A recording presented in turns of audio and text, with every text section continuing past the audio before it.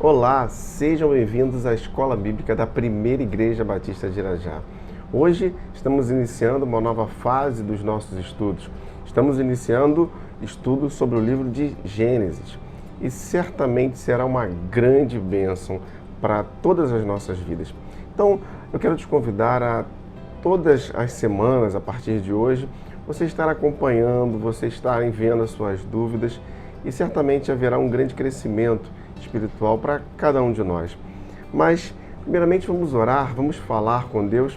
Feche seus olhos. Senhor, muito obrigado pela oportunidade de estudar a Tua Palavra. Consagramos agora tudo o que faremos a Ti. Que o Senhor seja realmente o professor, aquele que está falando aos nossos corações durante esse estudo e durante todas essas lições. Assim eu oro, em nome de Jesus. Amém. Bom, a título introdutório, quando nós pensamos em Gênesis, eu lembro de cara do primeiro versículo da Bíblia, Gênesis capítulo 1, verso 1, que diz: no princípio, Deus criou os céus e a terra. Então, o estudo do livro de Gênesis, ele vai passar pelo estudo da criação, a história da criação. Nós nos deparamos com essas questões: quem criou o universo, de onde nós viemos, qual a origem do pecado. Tudo isso será abordado aqui em Gênesis. Gênesis ele vai falar sobre um único Deus que é soberano, criador de todas as coisas. Um Deus eterno que sempre existiu, que é onipotente, ou seja, ele tem todo o poder. E ele criou tudo do nada. Não havia matéria anterior. E o Senhor, ele cria tudo do nada. Essa criação, ela não acontece por acaso. Ela foi cuidadosamente projetada por Deus. Porque a nossa história, enquanto seres humanos, ela começa em Gênesis, mas ela não termina ali, mesmo quando o homem cai, porque o Senhor, ele chama o homem para um relacionamento. Então, o Deus Criador também é um Deus amoroso, um Deus que está chamando o homem para relacionar-se com ele. Gênesis é um termo que significa origem, na sua etimologia da palavra. Ele provavelmente foi escrito por Moisés, e nós assim concordamos, por volta do ano 1400 a.C. Agora, algo interessante que nós devemos considerar logo aqui no começo é que Moisés ele não pretendeu escrever um livro de ciências. O conteúdo explícito aqui em Gênesis não é uma descrição, uma narrativa científica, mas ele escreveu para um povo e ele estava inspirado por Deus para isso. Então, essa inspiração era para que aquele povo entendesse. Por isso a linguagem de Gênesis, ela é uma linguagem muito simples. Ele não, então, tem a pretensão de ser um livro científico. Podemos ver, então, em Gênesis, de maneira geral ainda, que há três grandes divisões. Na primeira, nós vamos ver a história da criação do universo, da criação do homem. Como o verso 3 do capítulo 1 diz assim: e disse Deus, haja luz, e houve luz. O Senhor criando todas as coisas, o Senhor criando a luz, criando o universo e criando também o homem, que é a coroa da criação. Capítulo 1, verso de número 26, diz assim: então disse Deus, façamos o homem à nossa imagem, conforme a nossa semelhança. O Senhor criando o homem, que é a coroa da criação. Então, nessa primeira parte, nós vemos a história da criação do universo, a história da criação do homem. Na segunda sessão de Gênesis, isso a partir do capítulo 2, verso 4, nós vemos a entrada do pecado na raça humana, a queda do homem e também ali, desde aquele momento, o início da história da salvação, que é muito lindo. Nós vemos também, já em um terceiro ponto, aqui em uma terceira sessão, a partir do capítulo 12, Deus ele chamando Abraão no caso, e propondo um relacionamento com ele e com o povo que seria formado. E assim Deus ele vai tratar com Abraão, Isaac, Jacó, José e seus descendentes. O Senhor ali estava estabelecendo então uma história de relacionamento com o povo que abençoaria todas as nações da terra. Então o livro de Gênesis, ele não é simplesmente um relato da criação. Sim, ele é isso, mas ele é mais do que isso. Ele é uma história do amor, uma história do cuidado de Deus, mesmo quando o homem peca, pois Deus não abandona o homem pecador. Em suma, então, nós precisamos lembrar que Deus, o Deus Criador, é um Deus de amor, é um Deus de cuidado, é um Deus que preparou a salvação para o homem, é um Deus que tem perdão para o homem caído. E nós então seguiremos estudando nesse trimestre a revista Compromisso da editora Convicção. O título da lição de hoje é A Criação do Universo. Texto que lemos, Gênesis capítulo 1, verso 1, diz que no princípio Deus criou os céus e a terra. Queridos, não há nas Escrituras Sagradas uma outra possibilidade de explicação para o processo de criação. A criação, ela tem por fonte, por origem, o Senhor Deus. Deus é o Criador dos céus e terra, de tudo que nós vemos, de toda essa matéria. E é interessante, como já dissemos, que Ele cria tudo isso do nada. Mas essa doutrina da criação, ela é compartilhada por toda a palavra de Deus, toda a Bíblia.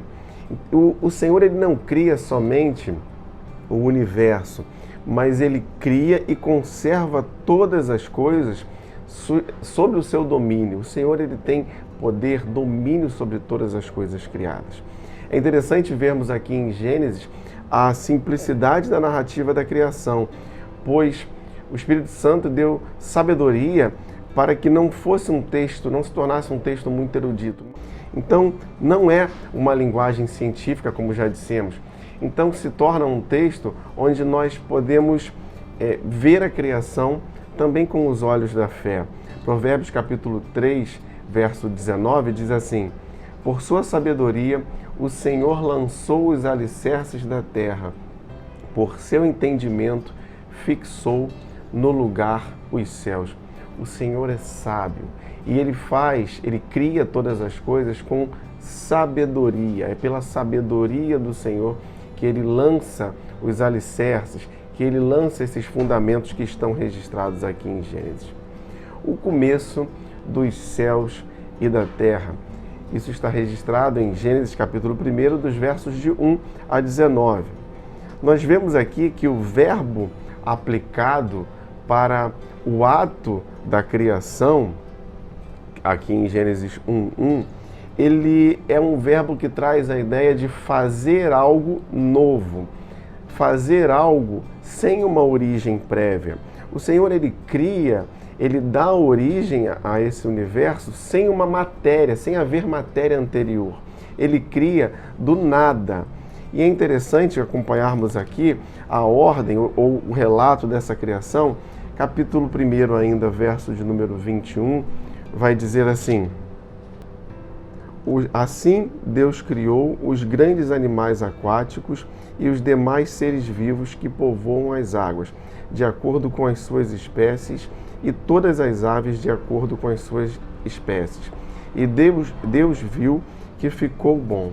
Vemos então que no capítulo 1, verso 1, o Senhor está criando o universo no seu estado essencial.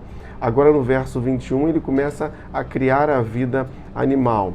No verso de número 27, criou Deus o homem à sua imagem, a imagem de Deus o criou. Homem e mulher o criou. No verso 27, então, nós vemos a criação da vida humana. No capítulo 2, verso 3, diz assim: abençoou Deus o sétimo dia e o santificou, porque nele descansou de toda a obra que realizara na criação. O Senhor, Ele cria toda a obra, toda a criação é abençoada por Ele. E então, o Senhor, Ele parece aqui que está sendo registrado uma obra-prima, a criação de uma obra-prima.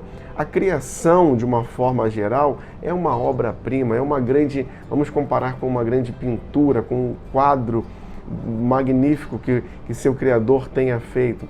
O Senhor, Ele pintou, Ele criou todas as coisas, deixando de lado aquela situação inóspita que está registrada ali no verso 1 do capítulo 1, aquele universo rudimentar, e colocando cada detalhe e pintando essa obra com cuidado, com zelo, com preparação, com provisão. Isso é muito precioso. E a cada passo dessa criação, no capítulo 1, nos versos 1, 10, 12, 18, 21, e assim vai, o Senhor, Ele vai vendo que era bom aquilo que era criado. Por exemplo, no verso 10, ainda aqui do capítulo 1, ele vai dizer assim, verso 10 do capítulo 1, a parte seca chamou de terra e chamou mares ao conjunto das águas, e Deus viu que ficou bom. E assim é, o Senhor vai criando e Ele vai vendo que é bom, no sentido de que a sua criação é algo bom, a sua criação é algo perfeito, até que culminamos aqui no verso 7 do capítulo 2, quando, diante de toda a obra criada, o Senhor, Ele descansa. Vemos então aqui a obra, ela mostrada de maneira ordeira, de maneira progressiva.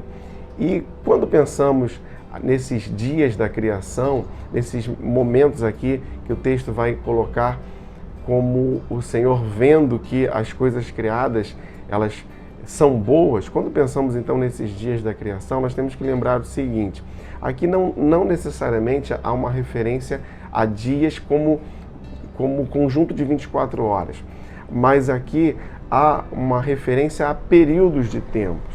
Então não vamos afirmar que se trata de dias como os nossos dias hoje, mas aqui nós vemos períodos de tempo da criação. Esse é um ponto interessante. E no final, o Senhor chega ao fim à conclusão da sua obra criadora. O começo da vida animal, ele está registrado no capítulo 1, dos versos 20 a 25. Criada por Deus, a vida animal ela começa nos mares, depois ela vai para o ar e em seguida na terra. Deixa eu fazer essa leitura, capítulo 1, do verso 20 ao verso 25. Disse também Deus: encham-se as águas de seres vivos e voem as aves sobre a terra, sobre o firmamento do céu.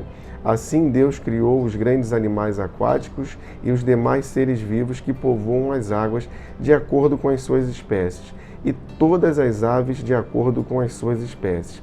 E Deus viu que ficou bom. Então Deus os abençoou, dizendo: sejam férteis e multipliquem-se, encham as águas dos mares e multipliquem-se as aves da terra.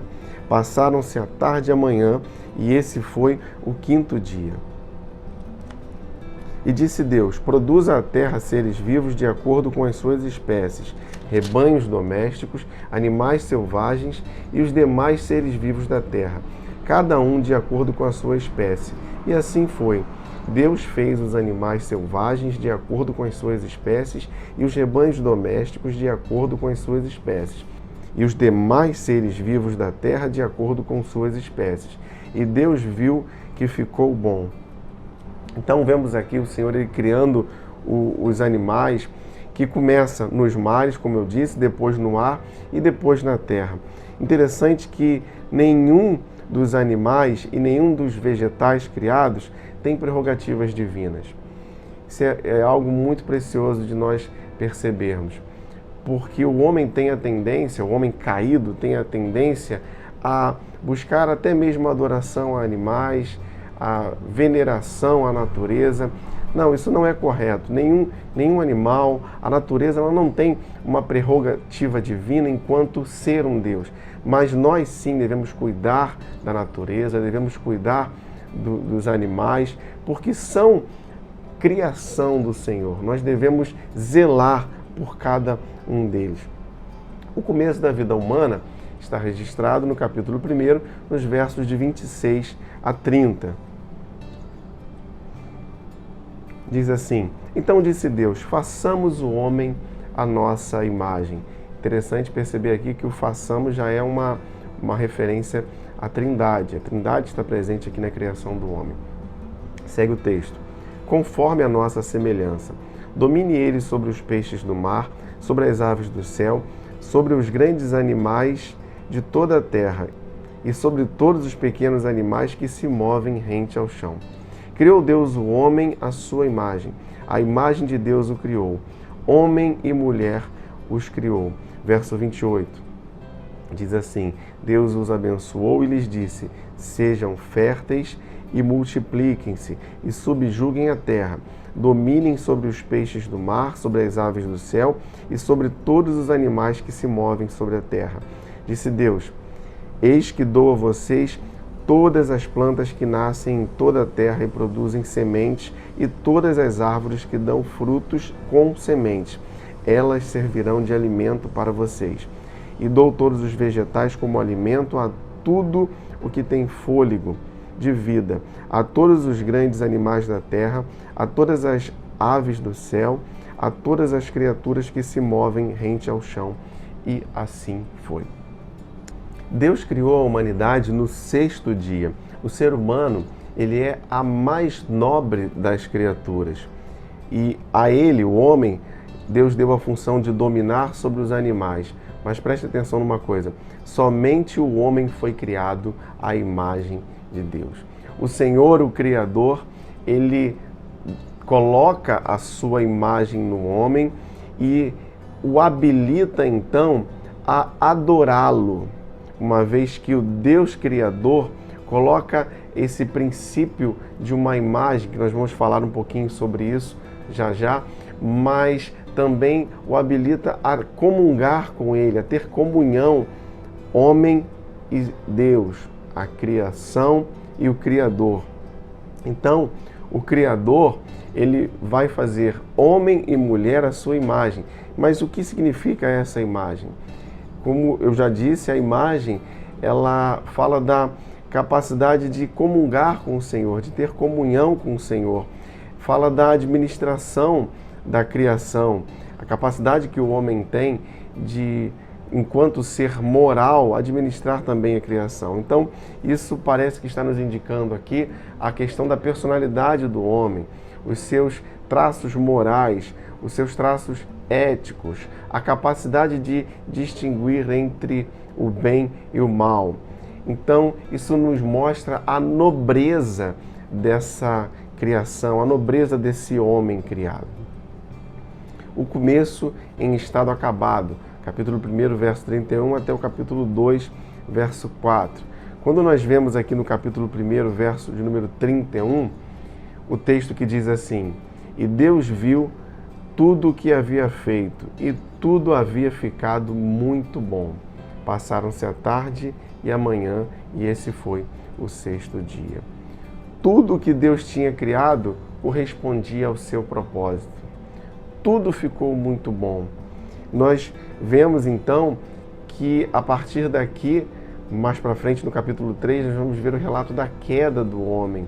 Então tudo aquilo que era muito bom, tudo aquilo que estava dentro do propósito do Senhor, agora ele vai ser afetado pelo pecado, pela queda, pela entrada do pecado no mundo.